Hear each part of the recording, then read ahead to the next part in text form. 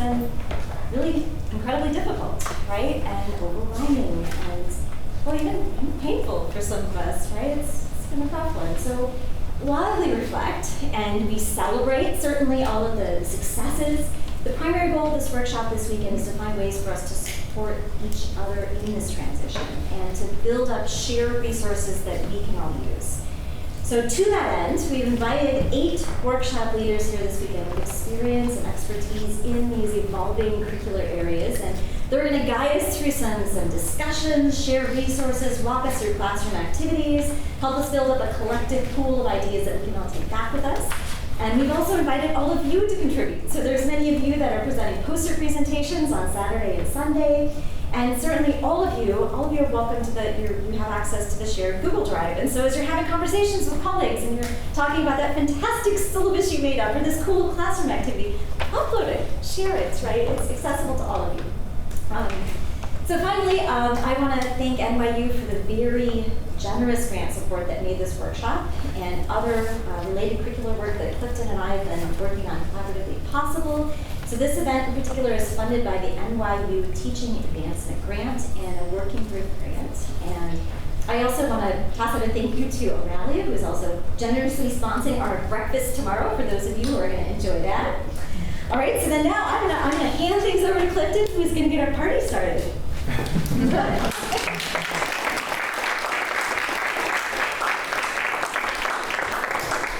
Hi everybody, very excited to start the party.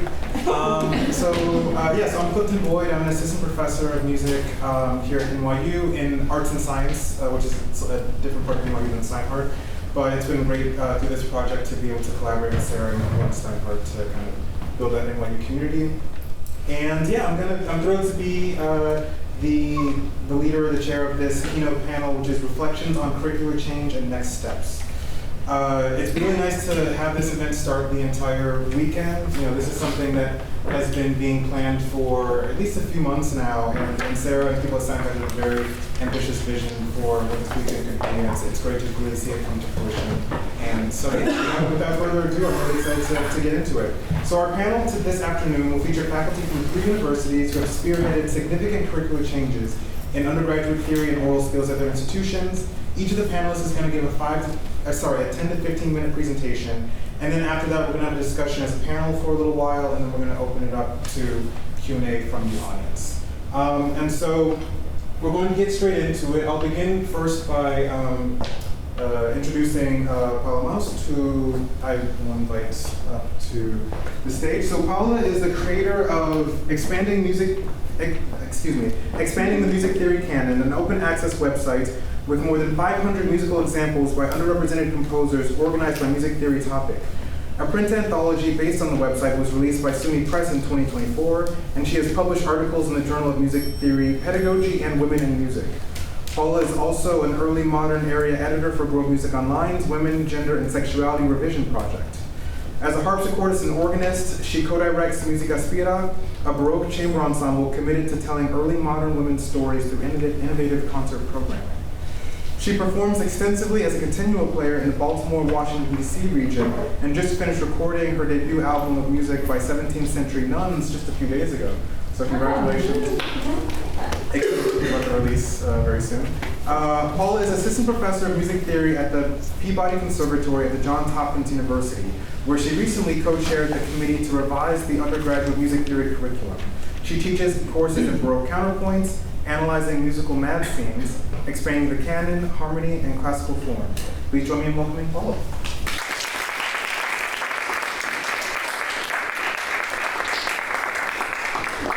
Good afternoon, everyone. Thank you so much for having me, and I'm really looking forward to this fantastic workshop this weekend.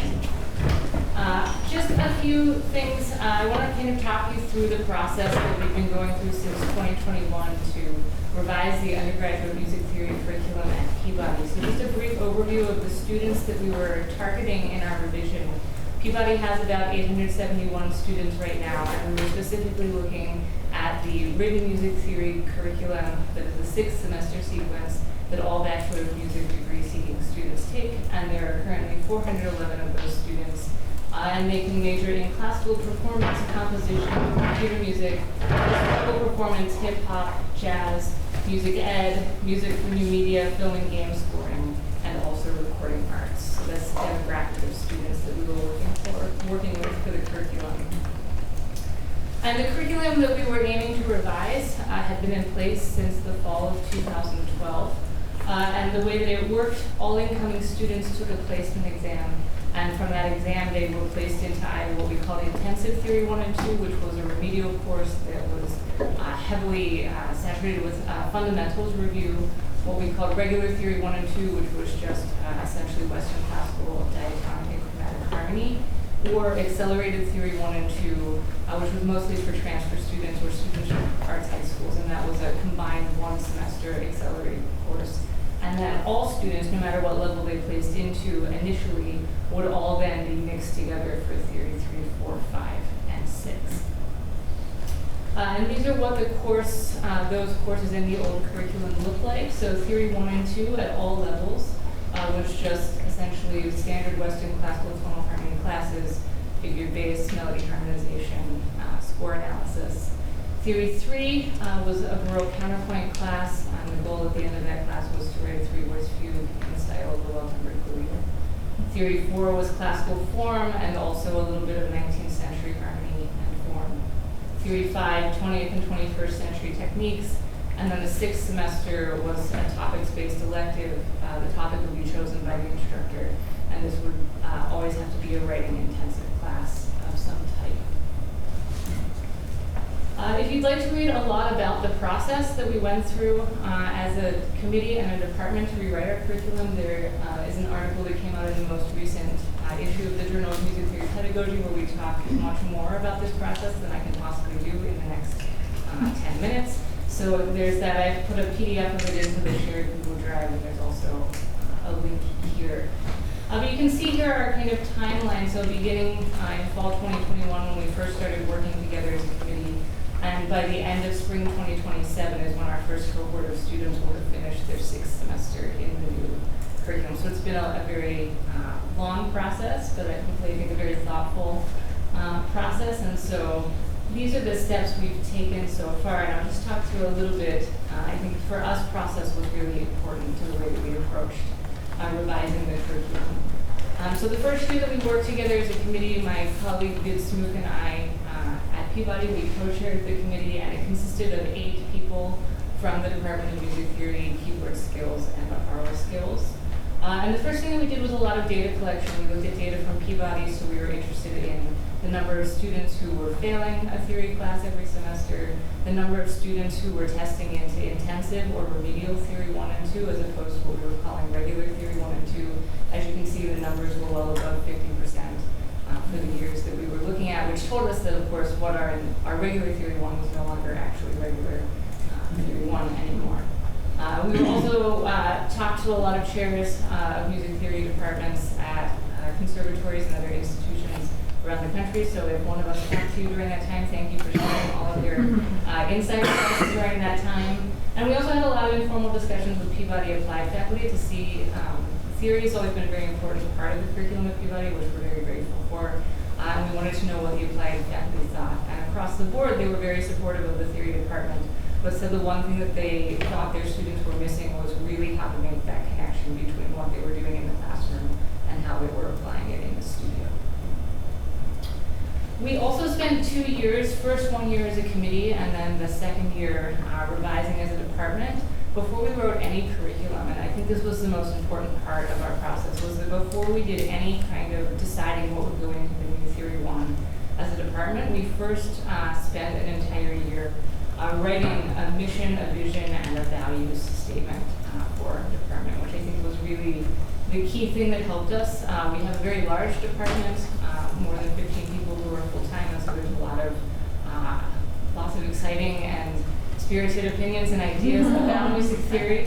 And so it really helped us before we started making decisions about the curriculum to have these documents codified for ourselves, so that any time that we came to a point where we were kind of at an impasse about what to do, we could return to these documents and come back to them. I won't take the time to read them all out loud to you right now, but they are linked in my slides and also in the the Google Drive file, but we were really cognizant of wanting to show that in our mission, vision, and values that we were both balancing innovation and the conservatory tradition, right? Peabody is the oldest conservatory in North America, so we wanted to honor that, but also to be kind of on the cutting edge of what's happening moving forward in the field of classical music at large in the 21st century, and also to really be aware of the growing changes that we have in our student body.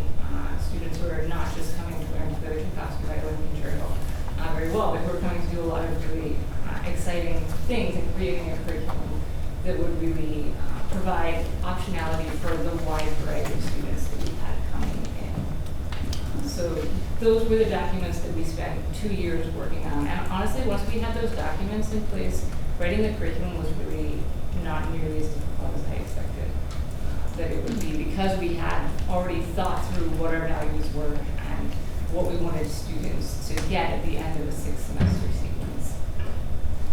And so as we were working through this process of thinking about the new curriculum after we had written our mission, vision, and values, the things that we were really thinking about together as a department, first and foremost for us was we wanted to think about creating a theory sequence that would always preserve the integrity of having a 6-semester sequence. So we wanted to make sure that we didn't do something that would allow it to suddenly become 5 semesters at any point in time. We wanted 6 semesters as a luxury to have with our undergraduate students, and we wanted to make sure that we had something in place that would keep 6 semesters. We also talked a lot, our kind of big questions the year that we were working on this was how many of those 6 semesters would be a shared core that all students would take, and how many of those semesters would have some kind of optionality, electives classes or topics classes, things where students could have a choice about what the content of the classes would be. And then we also, as I put on the slide earlier, we previously had 3 different levels of Theory 1 and 2 for incoming students, and we talked a lot about should we have still intensive, regular, and accelerated, or is that model no longer really serving the students that we have? And then, of course, finally, as we were working on all of this, we kept coming back to the question of how to best serve the students and demonstrate that we were actually committed to these very fancy mission, vision, and value statements that we had spent so long working on together. And so this is the curriculum that we came up with together as a department. I've also linked it here and also in the Google Drive file the course learning outcomes if you would like to see them for each of these individual courses. We just, 2 weeks ago, just finished up the first year of all incoming students taking the new Theory 1 and 2. So this was our first year of implementation for that, and we're phasing out the other students who were already in Peabody in earlier semesters are phasing out the old curriculum. So this is our first year with the new Theory 1 and 2, and so we opted to have a 3-semester shared core that all incoming students in the Bachelor of Music degree program would take, and we opted to have everyone start in the same place with the exception, we made the placement exam much harder than it had been in the past. So it was a very advanced placement exam, and only students who did really well in that placement exam, which would be transfer students most of the time and students from art high schools, would take an accelerated, now what we're calling Theory 1 through 3. But everyone else then, there's no differentiation between intensive and regular. So with the exception of any students who are transferring in with much theory experience already, everyone is taking the same classes.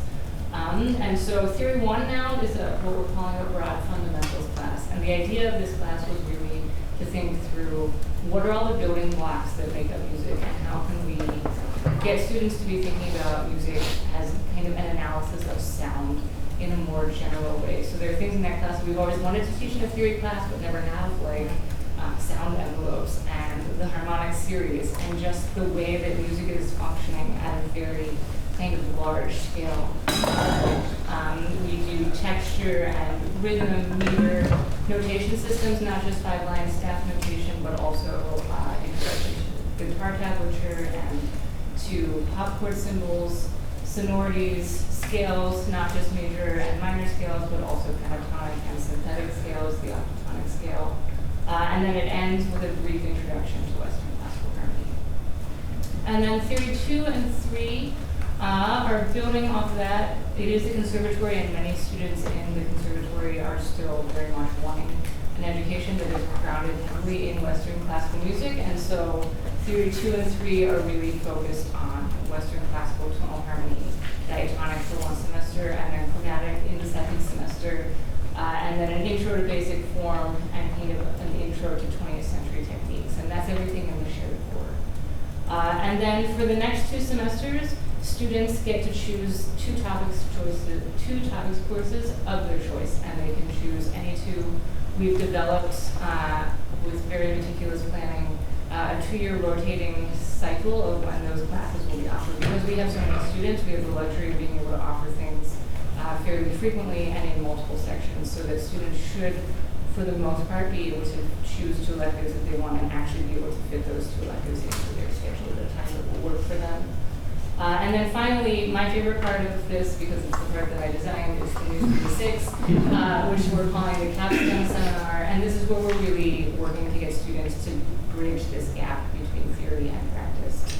There are generally 15 students in our undergraduate, each section of our undergraduate courses, and so they're small enough courses that we can do something like this Capstone Seminar. So each student at the beginning of the semester will choose, with instructor approval, a piece or a movement of their choice, ideally something from their junior or their senior recital, or for composers or music media students, something that has inspired their own work, and spend the entire semester analyzing that piece, looking into some basic research methods for music theory in general, around the piece of their choice, presenting their work in various stages across the semesters of the class, and then doing a final large-scale analysis paper and class presentation at the end on their piece. And so we're hoping that this makes it very clear how all of the theory that they've done for 6 semesters ties directly in to what they're doing in the studio.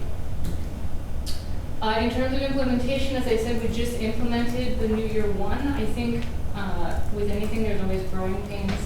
And I think it was much more smooth, I think, than any of us anticipated it to be, which is really exciting.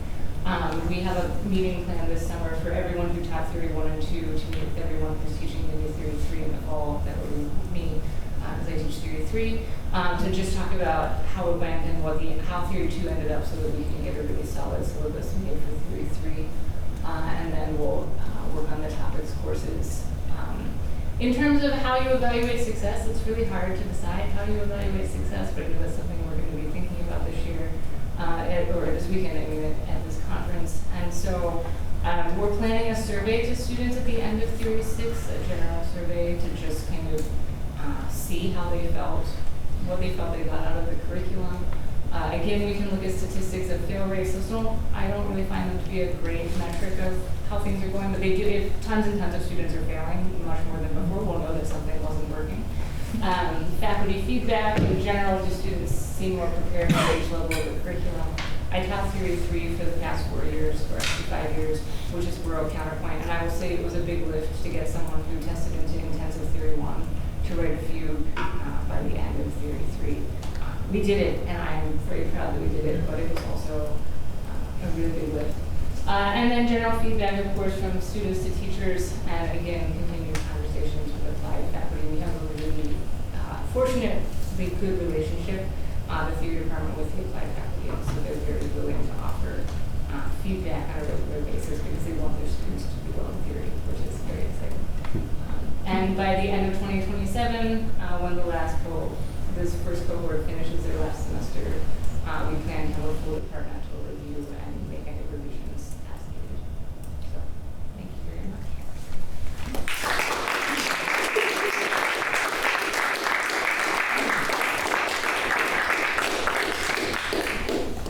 Awesome, thank you so much.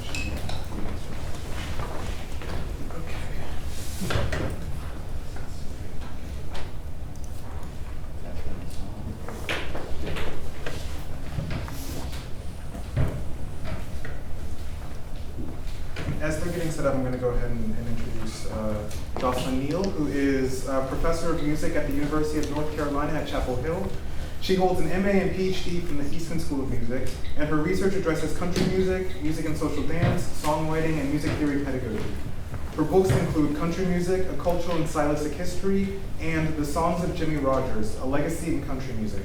She designed a new theory and oral skills sequence at UNC Chapel Hill in 2022 for students from non-classical backgrounds that does not require 5-line staff notation and works with repertoires where the sound recording is widely considered to be the definitive work rather than a notated score. And she founded and directs UNC's Bluegrass Initiative, a program entering its 10th year. Very, very cool. So yeah, whenever you're ready, please join me in welcoming Jocelyn Neal.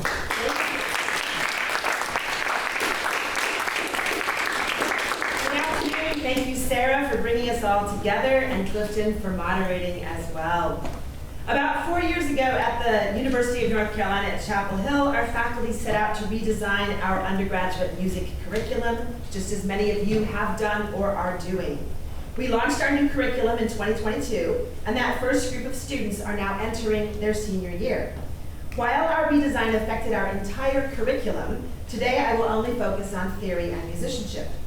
Now, we are certainly not the only program where these types of revisions are taking place, obviously, as we all know. So I offer this very humbly as only one small data point in the present scene. The first question we confronted was who our students are and in what context do they study in our program. So we are a flagship public liberal arts university. Admission is highly competitive and students come here for a liberal arts education. Lots of pre-med, pre-law, pre-business. We are a department of music, not a school, not a conservatory. We don't audition students into our major. They walk in and say they want to major in music, they major in music. Our degrees are not NASM accredited. Our Bachelor of Music degree requires 64 credit hours and our Bachelor of Arts in Music only 35. Most of our students double major. Many of our students decide to major in music their sophomore year, and then they're going to also study abroad for a year. We are a mid-sized department with about 170 music majors total. Now, the second question we focused on was how could we increase the types of music that our students could study? We already had ensembles that had expanded these offerings. They can perform, of course, in our orchestra bands and choirs, but also gamelan, our Latin dance band, our bluegrass bands, our hip-hop ensemble, all for full ensemble degree credit. We offer a wide array of lessons, and our electives are widely popular on campus. But those students who were playing in our newer ensembles were not majoring in music. The barriers, as you have probably all surmised, were our core music history and theory courses. And today we'll talk about theory. The barriers we observed were not simply that there were few examples in our theory classes by people of color or women composers or from pop repertories, although all of that does matter. Instead, the barriers stood in three main forms. First, the concepts that are covered in a conventional first semester tonal theory course are not directly applicable to the music outside of the Western art tradition. They're adjacent, overlapping, and tangentially relevant, of course, but not directly. And even the best intentioned efforts to bring pop examples into a tonal theory classroom often distort the context that the students need to be absorbing as they learn. Finding examples from pop rep doesn't really address the problem, and in some cases it might make things worse. Second, a huge part of the first semester tonal theory course is just about notational fluency. We ask students to learn to read and interpret notation in at least 2 clefs and all keys, and then layer on top of that the concepts we're teaching them: chord function, resolution of tendency tones, etc. But before they can get to those ideas, they have to master staff notation with all of its idiosyncrasies. And third, tonal theory in a conventional form relies on students having some stylistic familiarity. Some of our students have a gut-level sense of how a classical phrase by Haydn goes, or how tonal chord progressions sound. But the students we were trying to reach don't have that familiarity. I'll tell you a story that I bet many of you have also experienced, and one that today sounds like a cliche, tired punchline. But I was one of those students sitting in a classroom when a theory teacher played a 5-chord going to a 4-chord and said, "See, it sounds backwards." And then added, "It sounds bad." The implied but never explicitly stated, and I'm older than many of you, context was obviously that tonal art music in the Western canonic tradition follows a teleology of functional harmony. But for students who don't speak that language, the contextual familiarity, which I was able to rely on as an undergrad to breeze through my theory classes, is simply missing. So back to our curriculum revision story. Our final step was to ask ourselves what exactly we wanted as our learning outcomes. What should count as a theory course? What can we expect students to know and to do at the end of their theory sequence? Which, by the way, is much shorter than Peabody's theory sequence.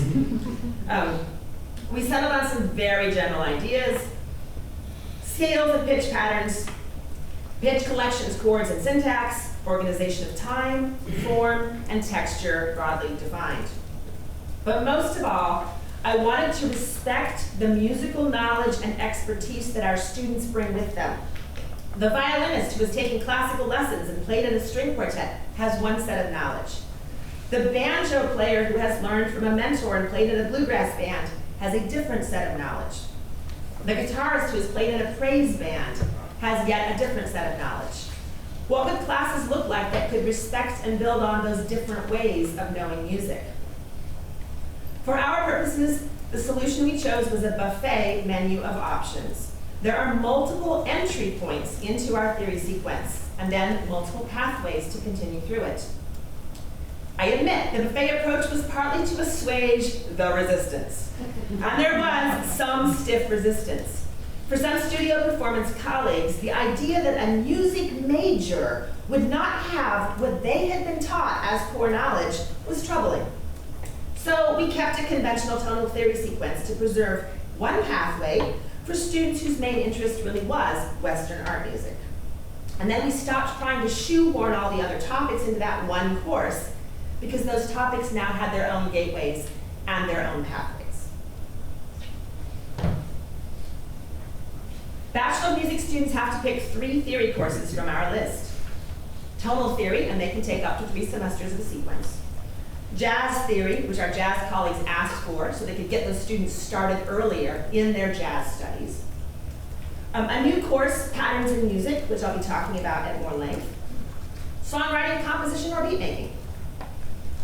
So I'll spend a little bit of time right now on our Patterns in Music course. This course is designed to explore pitch, harmony, time, form, and texture in a systematic and theoretical way. It uses recorded 20th and 21st century pop music, defined broadly to include rock, country, folk, and related genres, as its primary sources.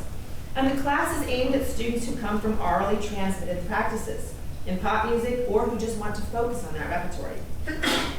The models and theories that we study reflect those specific repertories, not as anomalies or morphed versions of tonal art music theories, but as native concepts. And to realize our commitment to honor the different ways of knowing music, I use no 5-line staff notation. More than any other aspect of this syllabus, my decision and commitment not to use 5-line staff notation in this course has burst open potential for more student understanding. Now, I initially designed the course to incorporate some use of staff notation, and then some colleagues said, "Is that going to be enough?" So I pivoted and doubled down and said, "Not many." Doing so has allowed me to fully invest in more germane ways to notate, model, and communicate about this music. And it doesn't stop the students from choosing other theory courses as their other theory options. For pitch patterns, we use graphic notation and scale degree notation for most of our work. This is our alma mater, right? 1, 2, 3, 2, 1, 6, 6, 5, 7. We do lots of transcription. We can do voice leading charts. We can do melodic cadence patterns. We can sight sing. This frees the students from focusing on the anomalies of staff notation. For rhythm and meter, we use grid notation, which is what I'll be exploring in our workshop tomorrow. We don't have to translate through the interface of any one particular time signature. Rhythmic concepts such as syncopation, hemiola, prosodic dissonance, and hypermeter are far easier to grasp and describe and model for students who are not yet fluent in staff notation. For harmony, we use both graphic notation of chord structures and knots of Nashville number system chord charts. We study different categories of harmonic syntax, lots of 4-chord loops, blues-based progressions. Now, the biggest change to the conventional tonal theory curriculum is that modal mixture and secondary function chords are not relegated to an advanced level of class. They're rather part of the idiomatic prototype patterns that we learn. And we learn voice leading through vocal harmony practices in many of these styles, all notated in scale degrees. But let me step away now from the details of the course's content and return to our larger curriculum discussion. What are the results? Just this year, we had our first group of students graduate who were allowed to opt into this new curriculum. Among them were students who had specialized in beat making, bluegrass, and jazz all the way through their degrees. It mattered that they had access to theory and musicianship courses that respected their prior knowledge, and that their coursework presented musical systems and theories that were contextually relevant. That's Kamani Leonario getting his degree. It's a fake piece of paper, but from me. And that was the big news article about his drop single this spring. Of course, there have been trade-offs and drawbacks. For the first time, we had students walking across the stage at graduation, all music majors who had very little shared common-based knowledge. One of the other losses is the systemic ways of pushing students to discover and explore musical worlds outside of their own experience. Prior to this curriculum, students from pop and jazz backgrounds were forced to dive into essentially a Western art music course their very first semester. And students from classical backgrounds were nudged at the end of their sequence to go try that pop analysis elective. Now, I admit we allow our students to stay more in their own lane. And this has appeased our studio performance colleagues, the resistance, and it has drawn in a lot of new music majors, which is exciting. But we know students have lost out on some of that exploration. So I'll close with an anecdote of success. I was in the photocopy room at the end of the semester, and one of my conductor colleagues picked up the final exam for my oral musicianship class that goes with this theory class, out of the photocopier. He sits down, starts thumbing through it. He's looking at all the notation, which is not staff notation, and the tasks and the questions, and he says, this stuff would be good for everybody. In summary, it took a big leap to let go of the known past, but I don't miss the refined, esoteric knowledge that I spent so much of my career imparting to students. We are in a state of compromise at UNC by offering multiple entry points and different pathways through theory. But for our program, it's creating more ways to be a music major, and we're counting that as a win. Thank you.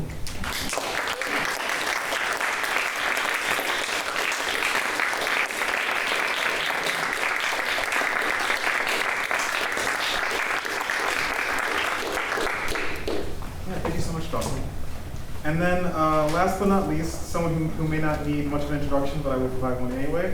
We have Sarah Louden, who is a clinical assistant professor of music and director of music theory and history program at NYU Steinhardt. Her research explores multisensory perception in music and multimedia, as well as accessibility, cognition, and the use of digital technology and AI in music theory pedagogy. She is currently leading a 3-year grant-supported initiative at NYU Steinhardt, set to conclude this summer, to develop a series of open source course resources, including anthologies, lesson plans, and teaching videos. This project has supported the creation of 15 new courses in the undergraduate theory and history core at Steinhardt, centering music by underrepresented composers and incorporating a broader range of musical styles, including popular music, music from film, musicals, and video games, and traditions from around the world. Please join me in welcoming Sarah.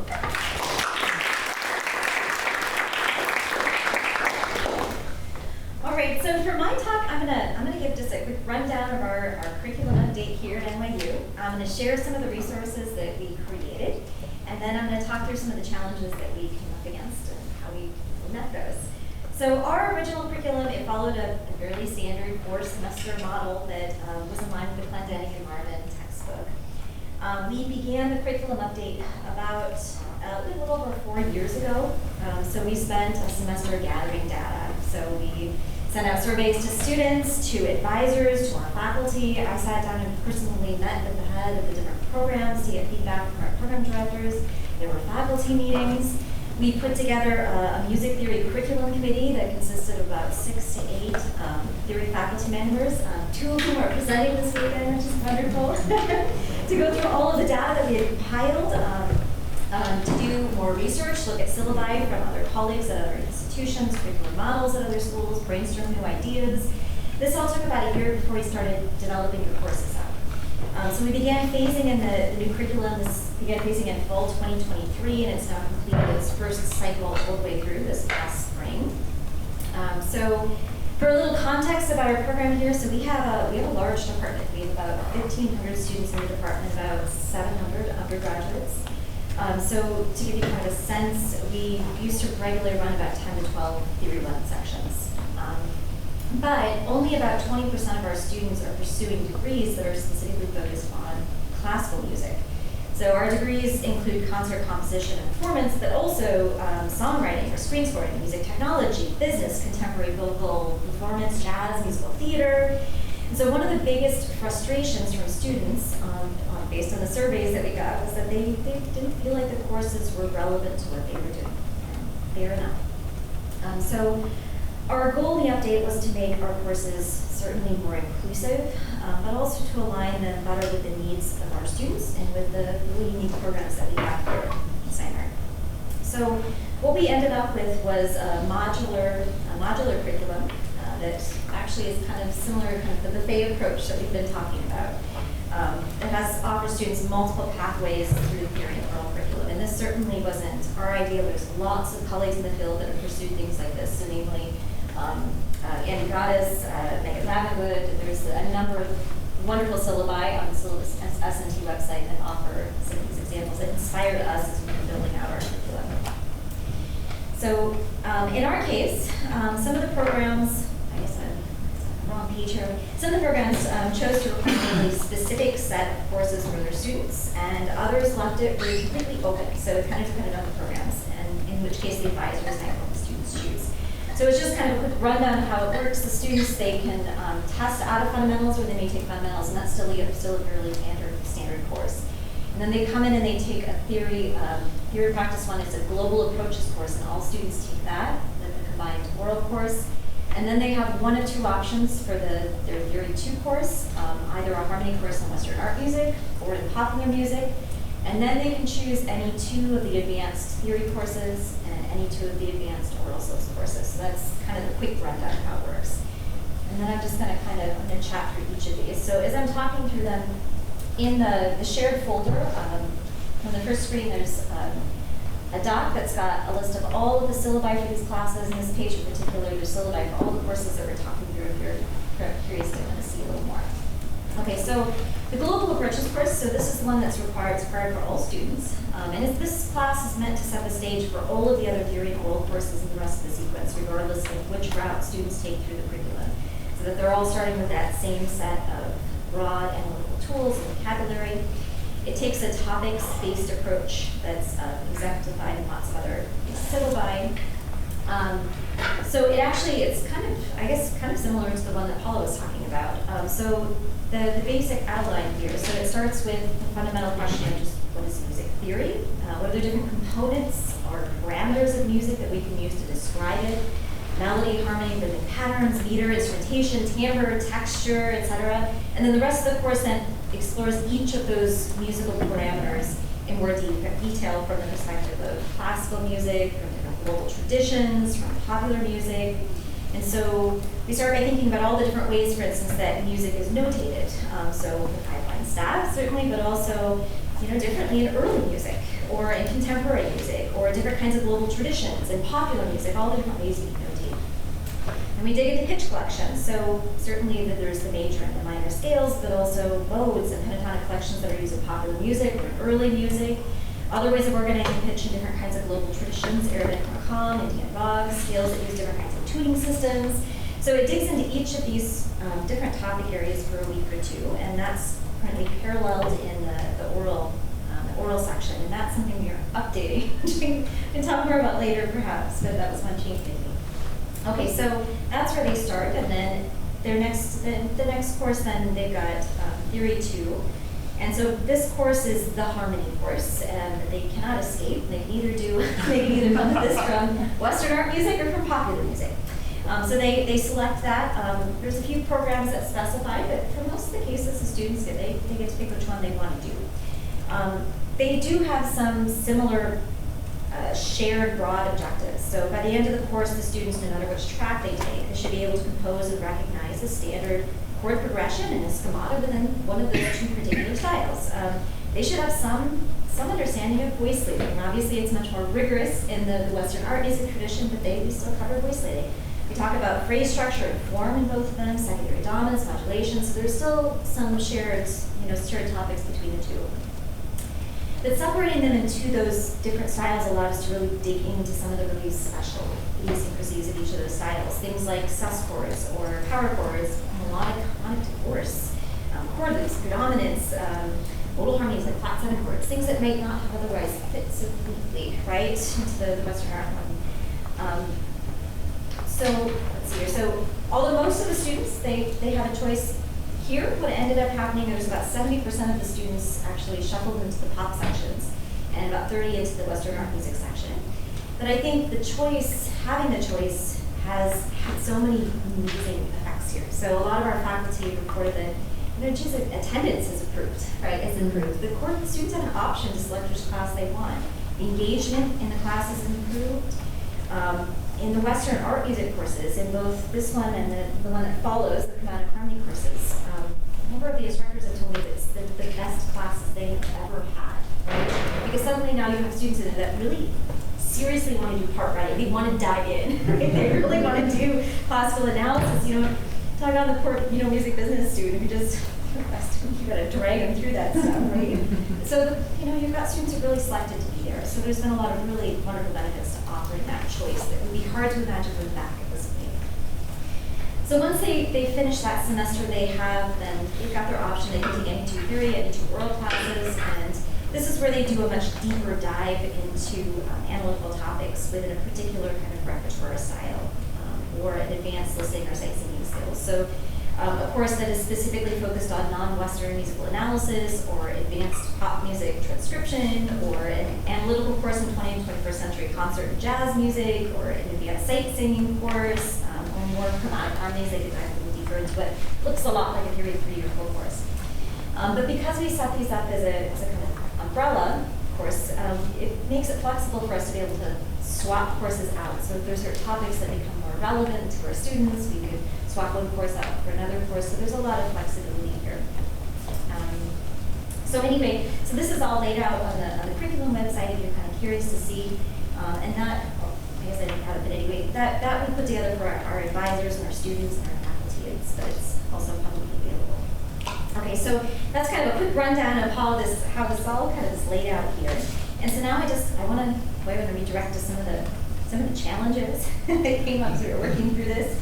That I think probably a lot of us are coming across in our own curriculum. And one of them was the course materials, right? This is the big challenge because there aren't any textbooks that really specifically do something like what we wanted to do. So anything that's curated like that. Or anthologies that cover that broad range of repertoire that we wanted to cover in these classes. There aren't a lot of theory pedagogy resources for non-Western and popular music that's specifically geared toward that level of undergraduate student, although pop is there's certainly a lot more there, getting a lot better. Trevor Third Conservatory somewhere just released a fantastic pop book. So these resources are starting to come out. But we created our own resources, and it was incredibly time-consuming, right? This was something that took us about 3 years and a lot of collaboration. We had the luxury of having a lot of faculty that were really invested and willing to put time into this, but we had to lean on each other for our expertise and really collaborate things together. And there's still actually a small group of us that meet every single Friday still to continue building out and expanding these resources. So all the resources that we created, these are all publicly available. So we put together a music theory and oral skills anthology. So there's a link here, and this is in the shared folder also. All of the course texts that we put together for our classes, and then some shared resources. So just to kind of show you a little bit of what this looks like. So this is an example of one of the course texts that we put together for our Global Approaches course. So for every lesson for the class, there's a page that's got all the course objectives. specific course objectives for the class, lesson materials, so there's readings from different open source texts that we were able to find, or there's certain texts that are available through our library online that we might have linked, websites. We've got lots of YouTube videos maybe that might have been relevant for that particular topic. We put together all these rather kind of cool websites for this topic here. We've got all the activities and discussion topics for each of the classes for instructors who maybe kind of, this might be a new topic that they're working on. So that's a little bit of kind of what the textbook looks like for each of the lessons. And then I want to learn more, just cool stuff that, gee, maybe we can't cover, but is related, right? And then to go along with this, there's a theory anthology and an oral skills anthology, and these are, at this point, have, about somewhere around 10,000 examples across these, and we focused, there's lots of examples, and these don't include any from the standard white male European canon. We excluded those, and there's classical music examples, but because there's so many amazing resources like Paula's, a lot of ours focuses really heavily on pop music and non-Western music. Is what we were trying to really build out.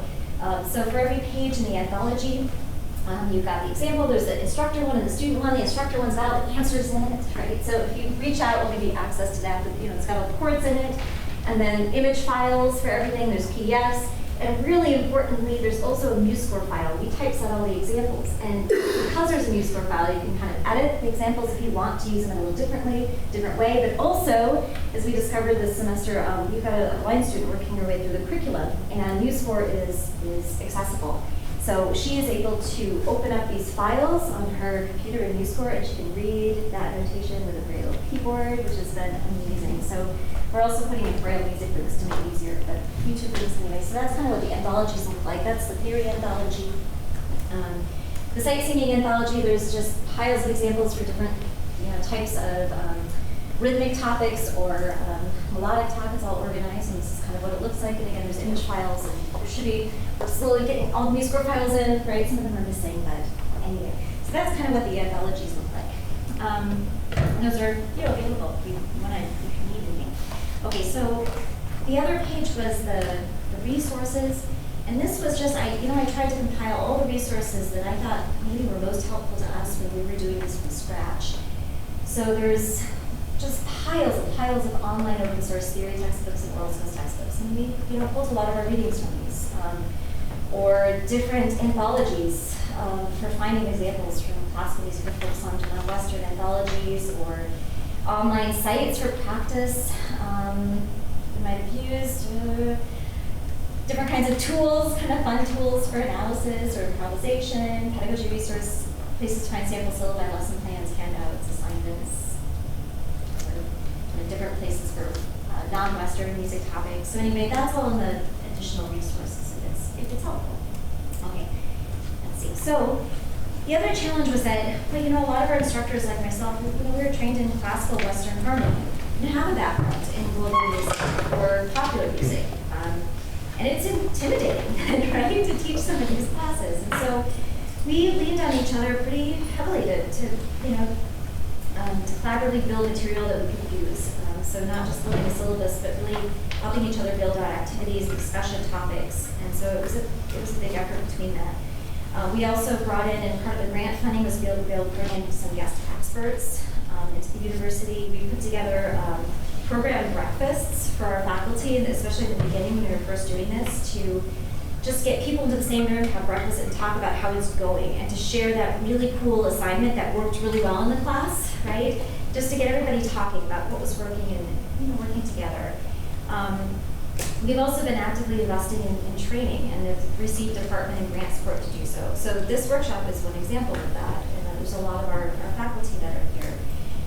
Adam is going to be presenting tomorrow, and he's in his class, and he teaches the non-Western, advanced non-Western analysis class, and he brings in 4 to 5 culture bearers every semester that our department funds. But these are not only open to his class, but all of our faculty. We encourage our faculty to go and watch these culture bearers so they can bring those ideas back to their global approaches courses, right? So this is ways we've been kind of trying to build out training for our faculty. Another challenge was just good online tools for practicing in these new curricular areas. So we had been using Auralia Musician, but suddenly it really no longer fit what we were working on. So we reached out to Tim from Auralia, and we pitched some ideas. And the first project was to build out a database of over 800 examples of music by women and Black composers. And then Paula has recently expanded on that with Auralia and Musician as well, so that's even larger.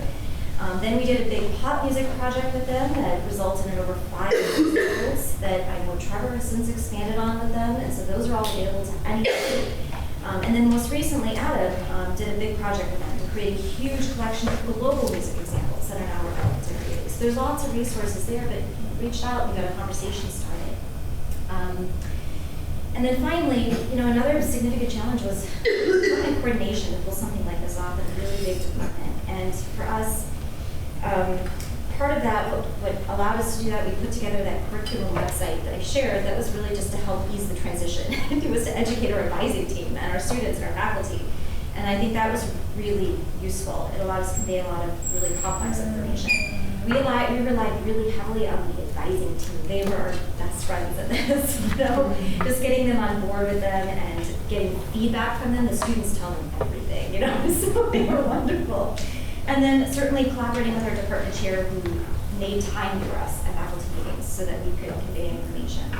So anyway, so all in all, what I want to end with was that it was a massive and really time-consuming, overwhelming project that was only possible because we were able to, there was so many of us that we were able to really lean on, right? And there was a good group of us that were willing to collaborate and put into this, but it took a lot of people to pull this off. We collaborated, we pulled resources, we advocated for our program and pushed for department funding when we needed it. When Clifton and I teamed up, we got this grant, right, that allowed us for a little bit to do, even more of that. And so, for those of you who feel like you're on your own working on projects like this, I get it, right? It's really overwhelming. I hope you find support here this weekend, and I hope you advocate for yourself, within your department and to get the resources that you need, because this is not a one-person job, right? This is really, it's a brutal project. So. Anyway, so a big thank you, especially to our faculty here. I can see Kevin, I see Adam that put so much time into this. I don't know if Eva's around, but anyway, Lena, yeah. So thank you to our faculty for helping us close out. Right, that's my talk. Thank you.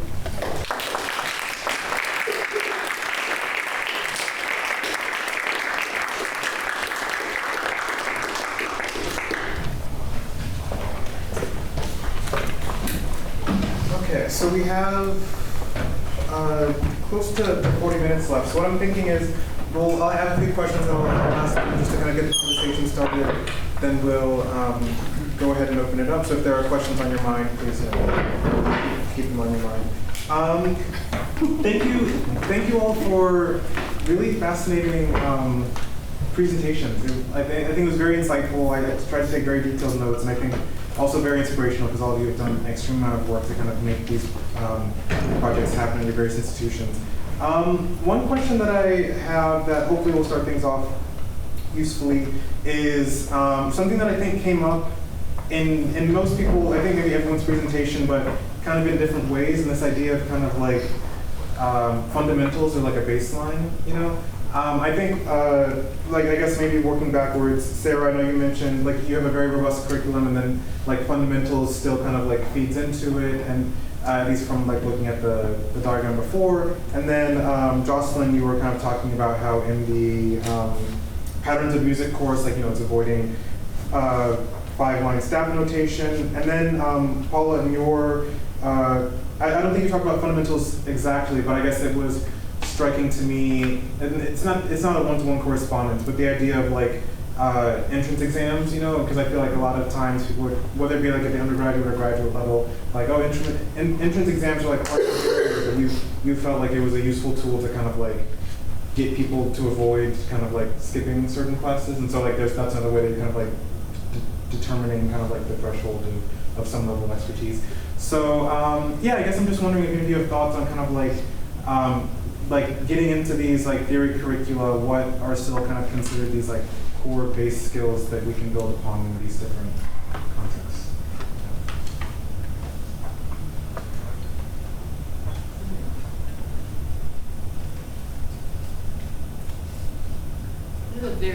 question. No, it's not me want to put you on the spot, but I think I'm sure each of you has like your own kind of perspective on it, just based on your institutions, like your colleagues. Like, Yeah, I mean, I think for us at Peabody, we're treating Theory 1 now as a fundamentals course, but in a very broad sense of it. So it's not just Western classical fundamentals, but looking at just music more broadly as a whole and what makes up sound, and what are all the different ways that we can notate sound and that we can experience sound and music. And so the reason that we made our placement exam so much harder was we were no longer testing fundamentals on the placement exam. We were testing to see actually who already had Western classical music theory, like regular harmonic training. And so our new accelerated course still covers all those broad fundamentals that students would probably never have had in any context before, but in a faster way, spending less time on things like notation and meter, for example, and just then reviewing the harmony from our Theory 2 and 3 sequence. And so we're putting a much bigger emphasis on having fundamentals be part of the curriculum that everyone has to take in some way, but we're redefining what we mean by fundamentals and making it a much more broad concept instead of just reading on the 5-line staff and knowing a set of standard meters that you're most likely to encounter in classical music, for example. Yeah, that's really very interesting. And I mean, I don't know if either of you have thoughts on this question of fundamentals. I mean, I guess Jocelyn, I'm kind of curious, because with patterns of music, it sounds like that is avoiding the 5-line staff notation, but that's not necessarily the case for kind of like the curriculum at large. And I don't know if you kind of run into, I mean, you've described some rub, but I don't know in terms of like how the curriculum at large is being received, if there's any. So we don't use an entrance exam, we don't use a placement test, which means that our total Theory 1 course does start with what we conventionally call fundamentals. I love what you said, Paula, that we're redefining what fundamentals is, because a lot of the textbooks that many of us call fundamentals books, and certainly our course that's called Fundamentals of Music, is so heavily based on learning to read staff notation. Even for the topics that we don't say are about reading staff notation, that is the barrier to learning those skills. So we are just moving forward boldly without worrying about that. If you're taking tonal theory, it's in that curriculum. And if you're taking jazz theory, it's in that curriculum. And if you're not, it's not. No, it's very refreshing. And like the idea, like you said, because our context may be somewhat similar, because in the College of Arts and Science, it's more like a liberal arts kind of space too. And we're still kind of figuring out what to do with our curriculum. But yeah, like pretty much anyone can take a music theory course, or like just decide to be a music major, I should say. But there is still this idea of like, this fundamentals knowledge, and then after that you can do the Theory 1. So it's very encouraging to hear that you figure out a way to kind of like work around that. Well, we do still have the standard, sort of the standard straightforward fundamentals class that students take where they have to pass out of. But I mean, I guess similarly though, our Theory 1 course is required for all of our students. So I guess we have sort of redefined what we consider to be fundamentals for all of our courses too, which is, it is kind of neat. And it's been kind of fun to be able to, be in some of those advanced courses knowing that, we might think of normally modes being an advanced topic, but it's not anymore, right? It's covered in that course. And it's relevant in all sorts of music, in popular music, but also in, contemporary classical music. And, but that's just standard knowledge already. It's part of the fundamentals that they already know they're walking in with. And that's been kind of neat, or different tuning systems, right? We talk about scales and some of the scales that involve different tuning systems. And then when they get into the Theory 2, the pop class, and they're talking about blues scales, right, where there's the blue notes, right, different tuning. But this is already a familiar topic then, right, when they get to that point. That's not new, right? Because that's part of that fundamental skills that they have already, which is, it's kind of neat. Oh, okay, and then another question that I had, which is perhaps a bit more for Paul and Sarah, though I'm sure Jocelyn will also have thoughts on this too, is that it's about kind of like doing a lot of this work in an open access way, kind of like making the materials accessible for a lot of people. Of course, Paula, your work with expanding the music theory canon. Sarah, we were just talking about just a few moments ago with like the huge like NYU Steinhardt like database with all of these examples and resources. We also have within the SNT like the award for diversity course design, and part of it is like to acknowledge people doing excellent work, but another really important part of it is like to make those syllabi publicly available. And I guess I just wanted to know if any of you had some things you'd like to expand upon in terms of like what it means to you to kind of like do work that's publicly available. Sarah, you might even have thoughts because like there's a lot of stuff regarding like the drive and like what can we take from this that we can like use after this conference. And to the extent that there are people in the audience who maybe want to do this kind of work themselves, how do you kind of like get into it? Any thoughts related to that?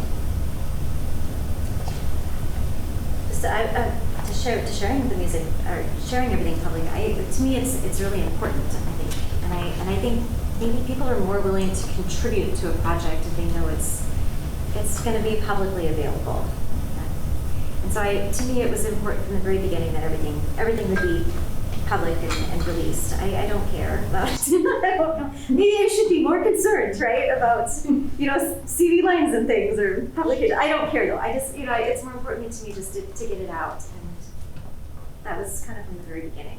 But to get into it though, sites like Google Sites are very easy to use. So if you're interested in sharing some of your materials, it's just like kind of like using a Word doc or the Google Docs. It's not complicated. So it's an easy way to share your materials.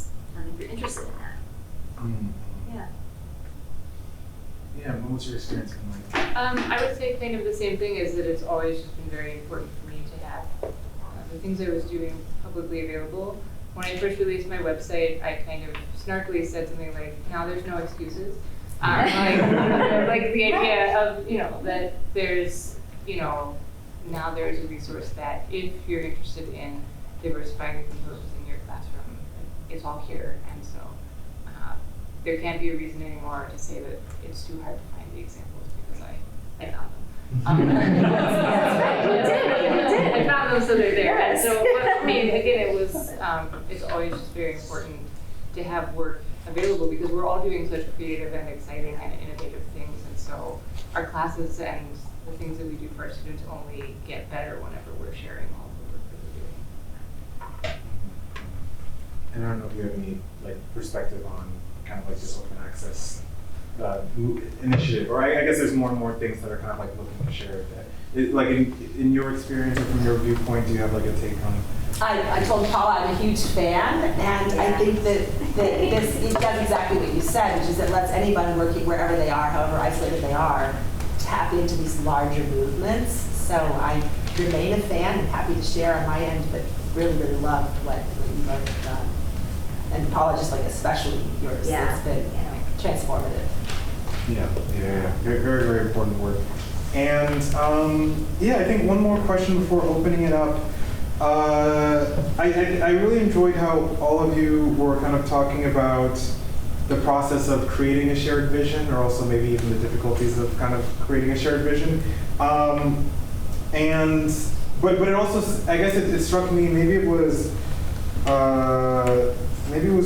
think Paula, you were the one that mentioned this, that like the shared vision, even though it might be something that is easy to overlook or kind of like assume it's like, oh, like we wrote a paragraph with our shared vision, but we're gonna get to the work now. You said that was really like a guiding force for like creating efficiency, knowing that like all of your work is kind of going towards this one thing that you're in agreement with, and so it was actually like a very useful document. But I'm just kind of curious if you all have anything more to share about this idea of a shared vision. And then this may or may not be useful, but there's also this thought that, it seems like, at least from my perspective, it seems like up until like the more recent curricular changes, there was kind of like a general consensus in like the music theory community of like the staples, of a music theory sequence. And now we find that the theory community at large maybe doesn't have like quite a shared vision because we're all trying to do things that like fit our student bodies. And I don't think that's necessarily a problem, but maybe we're kind of like slowly working towards something that we think kind of checks most boxes for most people, or maybe kind of like shared visions unique to each institution is kind of like the best way to think about it. But yeah, I guess I'm just, if any of you have things to say about kind of like the loftier ideas that kind of like support these projects. We were talking about this. Actually just on the way here, right? The idea of a shared vision from the perspective of AP music theory, right? And I don't. You felt more certain that we'd sort of settle into a kind of a system, right? Or I don't know. It seems to me like things are so split right now. Are we going to really settle on what is the standard? I don't know. I think that we're in a period of massive transition, but I see a certain set of forces. One of them is we all take our students and we send them to other people's graduate programs in all these different subdisciplines. And the other is that we gather our students from a field that includes secondary ed music training, including AP music theory, but also just band, orchestra, choir, and general music classes. So I do predict there will be at some point some shared consistencies that allow those forces bringing them into our programs and sending them out of our programs to have at least more common language so that we can tell what students have had and what they haven't had. And I also see like people in this room, and obviously we've already pointed out Trevor, as we publish more stuff, people will be able to coalesce around publications if they're at a place where they themselves are not the expert or don't have the extra resources to do their own developmental work. And that's going to bring us to some more common, I think, trends. Well, that's true. Even open music theory, right, is allowed. It's an open source resource, and I think a lot of us have adopted that terminology because it's there, right? And it's open source. Yeah. Yeah. I think it's really, I mean, yes, it's been very chaotic in many ways to have so many communities, but I also think it's really exciting that we are at a point where different types of institutions can look at the student bodies that they have and say, like, these are the students that I have. Like, our students at Peabody now are not the same as they were 10 years ago whenever I was a student at Peabody, and that we can look at that and not be sad or upset about it, but say, this is exciting, these are the students I have. How can I write the best curriculum that can work for the students I have right now? And so I actually think it's really exciting. We aren't at a place of complete unification of like what music theory means or what the curriculum means. Although you both, or well, you just mentioned something that we also are now thinking about a lot at Peabody very much, which is graduate placement exams. Yes. And what this means for how we will think about our graduate curriculum moving forward.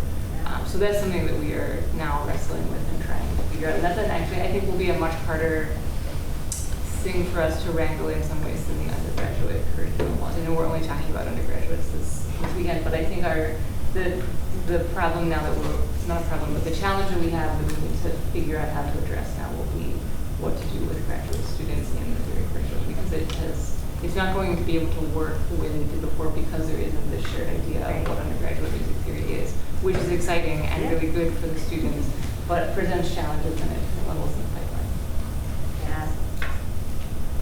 Yeah. I mean, not to go on too much of a tangent, but that is something that I feel like is like a very interesting question about graduate like placement exams and what theory courses they should take and things like that. And I think even Paul, like earlier today, we were kind of talking about how sometimes graduate students are the more, not to speak about all of them, but like perhaps more begrudging, because it's like, oh, like I did this undergrad, why are you forcing me to do this again? So it's like a different attitude brought into it. But yes, I suppose that'll be kind of like the next phase of things, potentially like getting rid of graduate placement exams, but I'm not in a position to make those calls. But yeah, so we have at least 15 minutes for Q&A. So unfortunately, we don't have a microphone, so if you can just try to project as you state your question. If we're not projecting enough, you can let us know. But yeah, you can just state your name and ask your question if you'd like. Thank you all. It's so nice to see the diverse approaches, how flexible adapt to each to your environment, but also some very common themes. Clifton, I'd like to say a word about your last question, which I think is very interesting, particularly.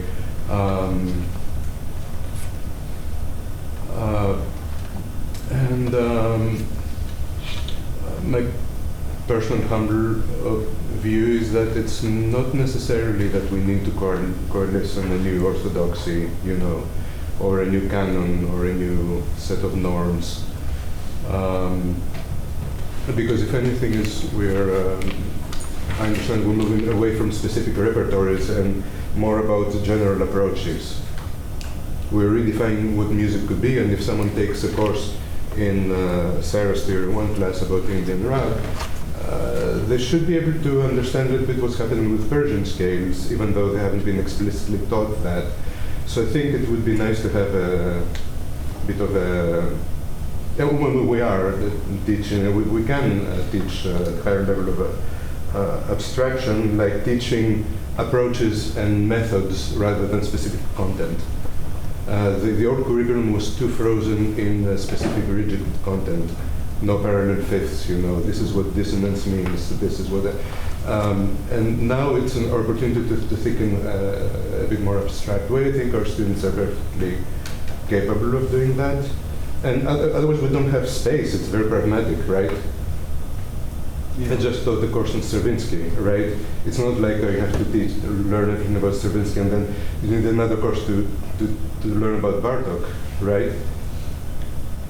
Hopefully, and one of my students is in the room right now,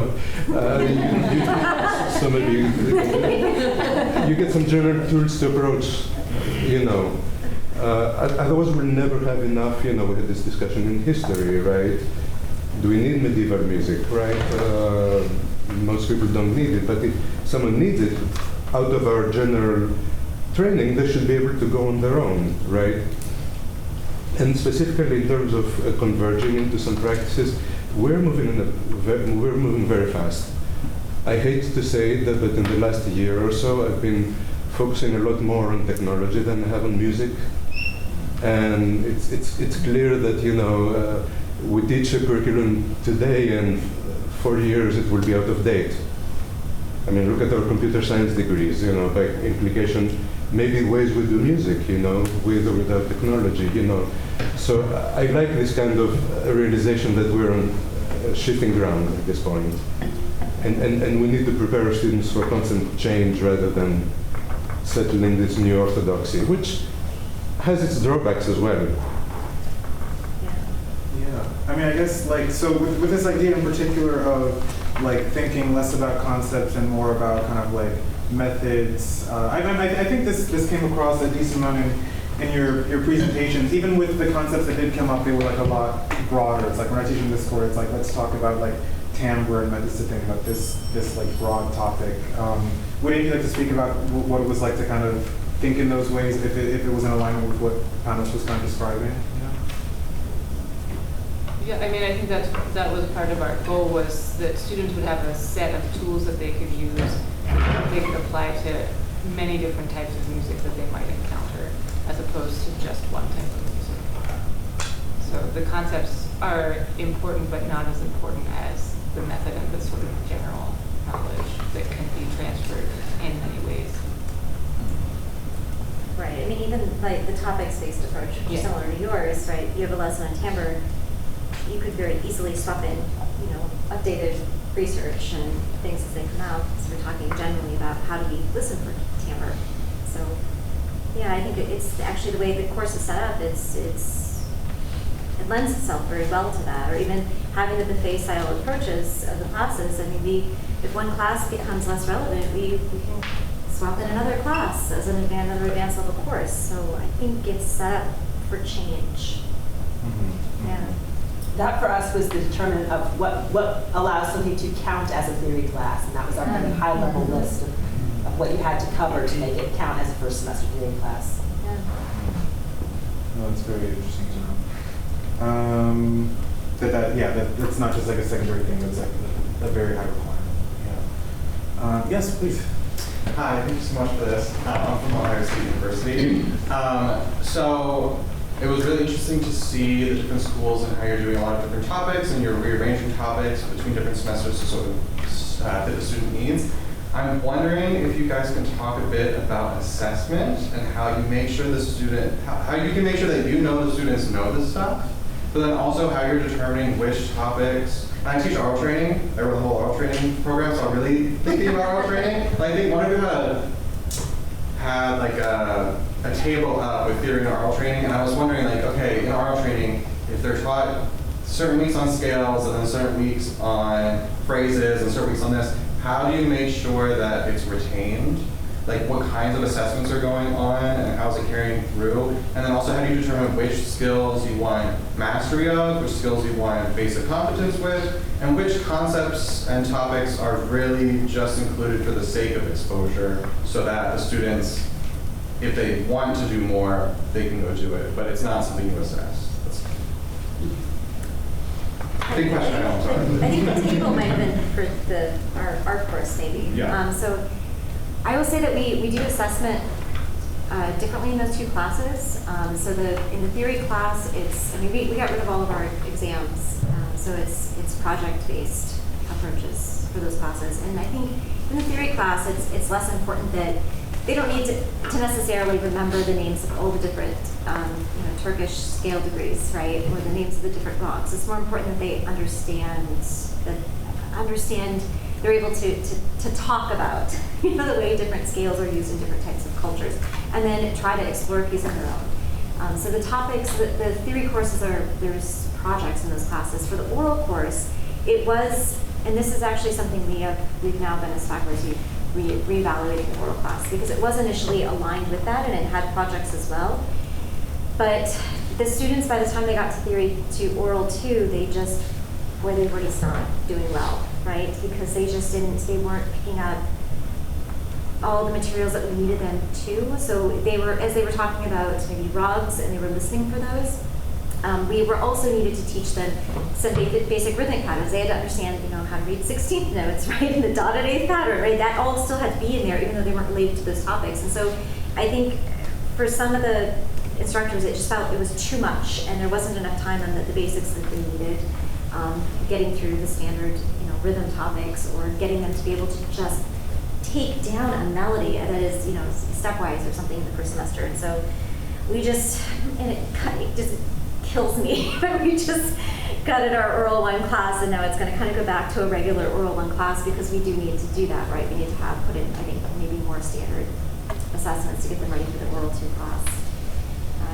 So I guess that was one of the changes that we made, because it wasn't working. One of the things you said in your presentation was that with your new models, though, attendance has improved. Oh, yeah. Overall. Yeah. And we've moved away from what most of us would call traditional assessments and grading, and if they get an A or a B plus or C minus. Because in our overall assessment, it wasn't working, and maybe you've experienced this, where the cello teacher calls me up and says, "How dare you give my favorite first-time cellist the bad grade? I need them to move on." And so I've shifted largely, and I'm not the only one in our department, towards just they have to be there. I'm trying to create the most interactive, learning-intensive 75 minutes or whatever your class period is. And I have actually given up on the idea that I am the taskmaster testing and scoring how many notes did they get right, how many transposed segments were there in that learning environment. There were students who are brilliant, and they've got ear training, they can write stuff down, there are students who are struggling and we're never going to get there. And if they all have a place in our program and are doing the work, it has freed me up as a teacher, as an educator, in those spaces to do that. Now, I will also admit it's easier to do that after you have tenure, and you're not being checked for your student evaluations and things quite as rigorously. But there's so many wonderful movements right now towards different kinds of learning assessment that get away from points on a transcription that have really changed the classroom experience for me. I don't teach oral skills, so I don't know how helpful I would be to you, but I will say in my theory classes, for assessments, I do a mix of things, but as students move through, like by the time they're in theory 4 that I've been teaching, by the time we get to a final assessment, I give them choices in their assessments so they can right now it's been a classical 4th class, so they could write an analysis paper based on a movement that they get approval from by me in advance, so I make sure they don't pick something that's way too difficult or way too simple. They can take an exam, or they can compose a movement in sonata form that adheres to a set of classical principles. So I try to give students as much optionality as I can in assessment, so they can choose ways to be assessed that will demonstrate their skills the best, and then there's no penalty for any choice they make. So there's no no preference is given grading wise for choosing one option over another. mainly for Paula. In your Theory 6 class, which is you're finally bridging theory and performance practice, how do you prep a faculty member who, say, is handling a student's project and this student chose a hip-hop song, and that faculty member is classically trained? That's an excellent question, because we just, starting next year, we will have a hip-hop degree at Peabody, which we're very excited about, and also no one in our theory department currently has any expertise in teaching anything in that genre, and so we will be growing ourselves as well. And so we've talked a lot about setting, the way that I have the class set up right now is set up as kind of the first third of the semester, so basically 5 weeks of kind of broad overview review for the students of analytical principles for each major time period. But for someone for a student who does choose something that the faculty has no expertise in, it will require a lot of then faculty work. We're planning to have a cohort of people teaching that Theory 6 capstone, because we'll probably have about 8 sections of it running concurrently, and so we're hoping that faculty can collaborate, and that between everyone who's teaching sections of that someone will have enough expertise to at least guide towards doing some analysis. But that's a really great question, because there will likely be a situation where someone is given something. Many of our faculty are very well-rounded, but that's a scenario where we would not have the relevant expertise. There is so much new and exciting research that is coming out that we can consult, but as you say, it's a very big lift to be able to go through all that, to feel confident about helping a student to do an analysis that they feel really good about, and that we feel like we have the integrity to help them to work through. So, but our plan is a lot of, as you talked about, collaboration between people who are teaching that course. And we're lucky that most of our faculty are very excited to be learning new things and wanting to kind of always broaden our own horizons. Hi, my name is Hannah Percival. I'm so happy to be here. I love hearing all of these concepts. I teach at community college, so we have a lot of students that just decide to become music majors very quickly without really realizing all that they're getting into. And so some of the suggestions that you were talking about are great ways that I would like to use to help our students engage with music quickly, even if they're struggling with some of the staff notations. I often tell my students that theory is like a way that musicians have similar vocabulary to discuss with each other. How have you all found, what has been your experience of helping students and faculty communicate when you have some students that are doing pop and some that are doing classical, and just talking about the different communication across that genre gap?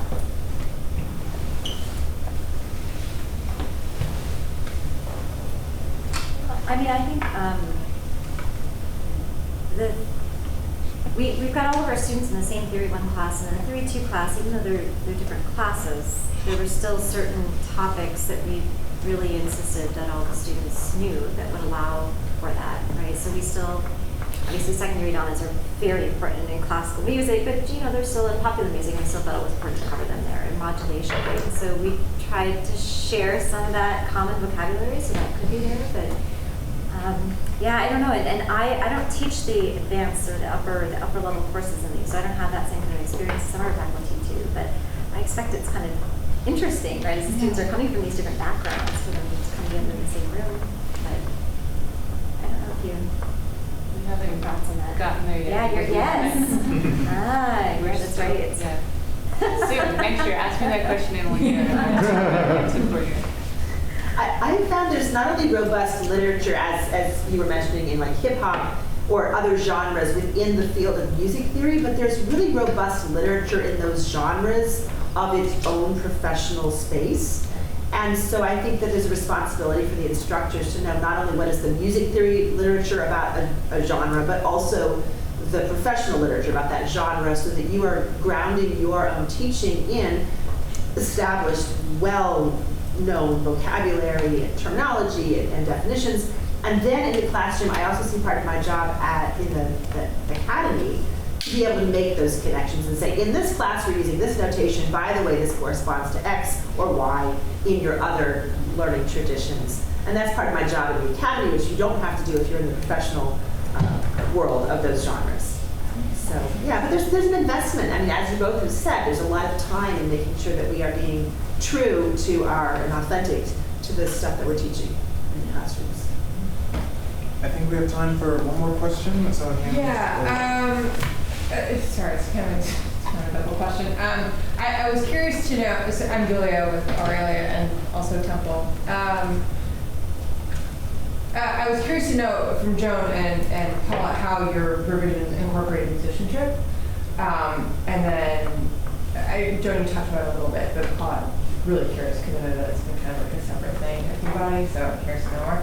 But then I was also wondering how you handle transfer students. So I spent a lot of time working with community colleges, and they barely get the kids through like fundamentals, maybe diatonic harmony, maybe a little bit of chromatic harmony, most of the schools that I go to. So I'm just wondering like how if you have transfer students coming in, community colleges, other schools, like how you're bringing them into the fold after they've already had a year or two somewhere else. You could pick and choose which question you want to answer. Sure.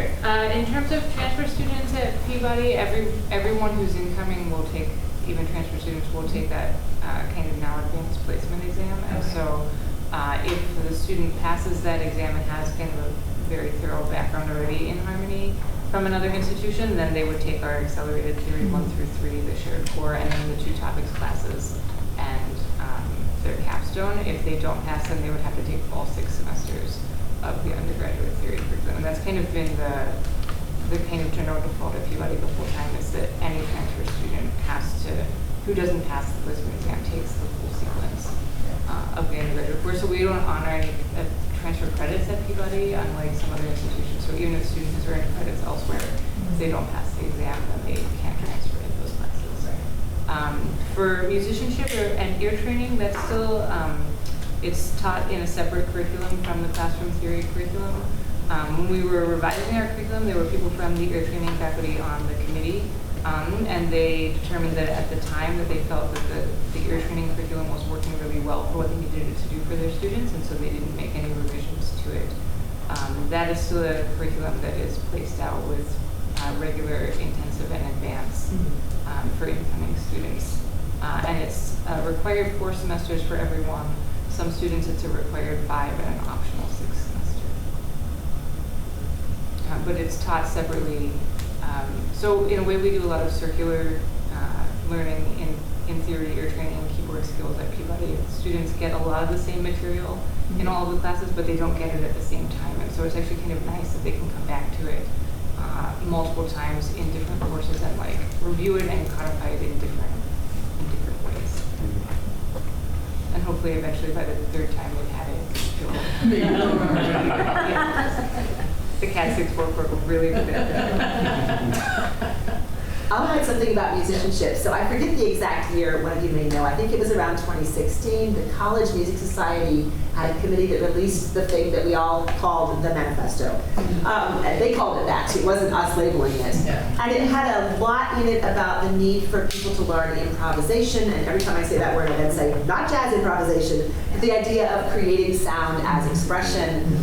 So our musicianship sequence now has as its first course what we call improvisation without borders.